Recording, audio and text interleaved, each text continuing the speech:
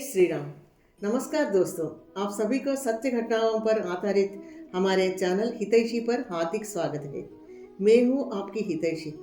आज मैं एक सच्ची कहानी सुनाने जा रही हूँ जिसे भगवान की कृपा एक बार नहीं, दो बार नहीं, कई बार मिली। 8 साल की उम्र में ही वो लड़की भक्ति में लीन हो गई। सबसे पहले मैं भर्तृहरि जी की एक श्लोक आपको सुनाने जा रही हूँ। केयूराणि न भूषयन्ति पुरुषं हारा न चन्द्रोज्ज्वला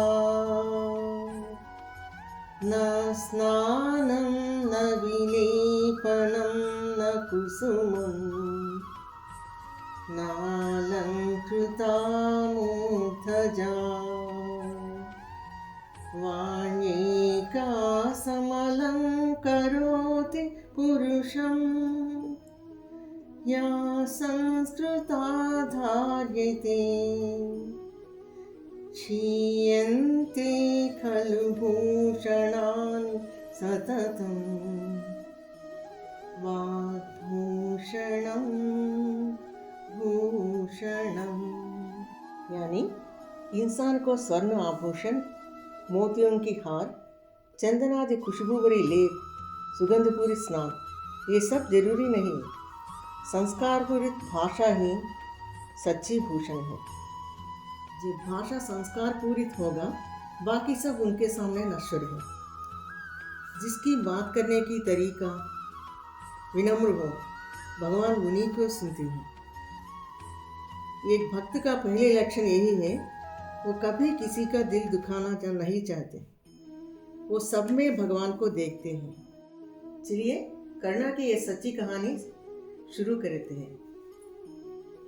साल 2011 अक्टूबर महीना, करुणा और उनकी पति को एक गृह प्रवेश के लिए दिल्ली आने के लिए न्योता मिला। तभी उन दोनों ने सोचा, क्यों ना हम मथुरा भी दर्शन के लिए जाएं। जब दिल्ली में एक होटल में रुके, रात को करुणा को एक सपना आया। उन्हें एक हंसमुख सुंदर मूर्ति दिखी। वो मूर्ति उनसे कह रही थी, तुम मेरे दर्शन पिछले द्वार से करोगे। ये कहते हुए वो मूर्ति गायब हो गई। करुणा को लगा वो कृष्ण भगवान है। जब करुणा ने अपने पति से इस सपने के बारे में बात की तो वो हंसते हंसते कहने लगे, तुम अपने आप को मीरा समझते हो क्या? करुणा को ये सुन के दिल में बहुत बुरा लगा। अगले दिन गृह प्रवेश और सत्यनारायण पूजा संपन्न होने में काफी देर हो गई, इसलिए मथुरा पहुंचने में 8 बज गई। मंदिर के बाहर बड़ी लंबी लाइन थी। करुणा बोली, चलिए कल सुबह आके दर्शन करेंगे, क्योंकि बच्चे थके हुए हैं।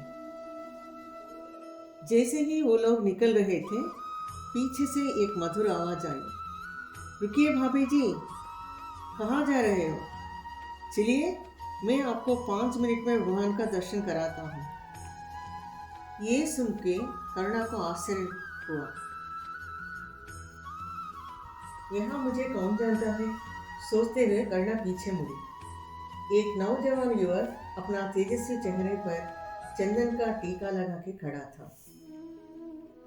आप कौन है भैया? करुणा के पति ने पूछा। मेरा नाम गोविंद मिश्रा, मैं इधर का ही रहने वाला हूँ। उनकी समझाने के बाद करुणा और उनकी परिवार उनके पीछे पीछे चले गए। सबसे पहले वो कृष्ण जन्म स्थान लेके गए। धीरे धीरे गोविंद करुणा को बाकी मूर्तियां दिखाने लगे। इन सबके बीच करुणा राधा कृष्ण जी का मार्बल की मूर्ति देखते ही रह गई। तभी गोविंद बोले, चलिए भाभी जी, आपको राम जी के दर्शन कराते हैं। तभी करुणा बोली, मैं तो वृंदावन आई हूँ कृष्ण जी को देखने के लिए, और थोड़ी देर देखने दीजिए। ये बात सुनते ही गोविंद हंसने लगे।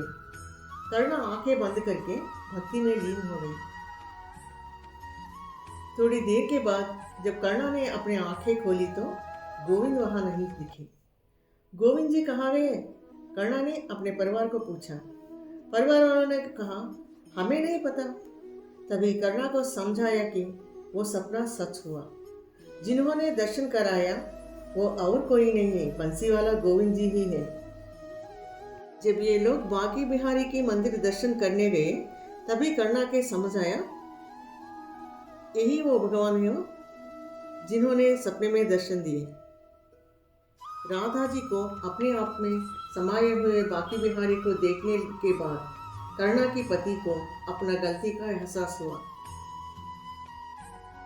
बताइए दोस्तों, कैसी लगी आपको ये सच्ची घटना? करुणा की ऐसी और रोचक सच्ची घटनाएं जाननी है तो तुरंत हमारा चैनल को सब्सक्राइब कीजिए।